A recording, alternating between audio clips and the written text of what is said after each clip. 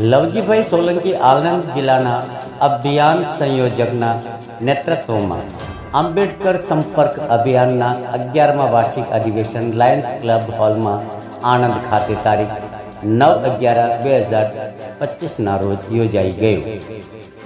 વિશેષ અતિથિ તરીકે ઉપસ્થિત રહેલા નઈ દિશા અવેરનેસ ફોરમના પ્રમુખ શ્રી ભવનભાઈ મકવાણા સાહેબ પણ પોતાના વક્તવ્યમાં જણાવ્યું હતું કે અત્યારે સરકારી નોકરીઓ મળવી મુશ્કેલ બની છે, ત્યારે સમાજના યુવાઓ પોતાનો સ્વતંત્ર ધંધો કરતા થઈ જાય તેના માટે અમે બિઝનેસ સમિટના પ્રોગ્રામ શરૂ કરી રહ્યા છીએ.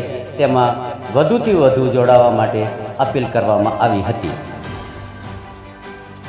આજના પ્રોગ્રામમાં આમંત્રિત મહેમાનો બહેન જ્યોત્સના આહિર, જેમને પોતાના વક્તવ્યમાં સ્ત્રી સશક્તિકરણ પર પોતાનું વક્તવ્ય આપ્યું હતું, જેમાં હાલમાં ચાલતા છેડતી અને બળાત્કાર જેવા કિસ્સાઓ બહાર આવી રહ્યા છે, ત્યારે તેને અટકાવવા માટે આપણે તેને બરાબરીનો હક આપીને સન્માન સાથે જીવી શકીએ તે હેતુથી તેને શિક્ષણ આપીને જાગૃત કરવા પર ભાર મૂક્યો હતો.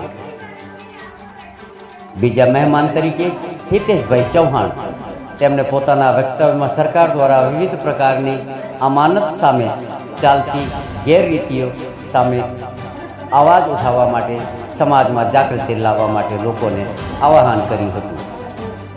ત્રીજા મહેમાન તરીકે ઉપસ્થિત રહેલા શ્રી યશવંત ચાવરે, નિવૃત્ત જિલ્લા ન્યાયાધીશ, મુંબઈ, મહારાષ્ટ્ર, તેમણે પોતાના વક્તવ્યમાં બાબા સાહેબના જીવનમાં કેટલું દુઃખ સહન કરીને આપણા લોકોને સંવિધાન થકી જે અધિકારો આપ્યા છે તેના પર પ્રકાશ પાડ્યો હતો.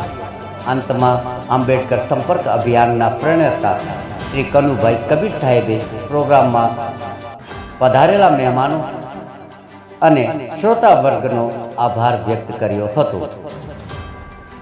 બ્યુરો રિપોર્ટ, ખંભાતથી રમેશભાઈ રાઠોડ.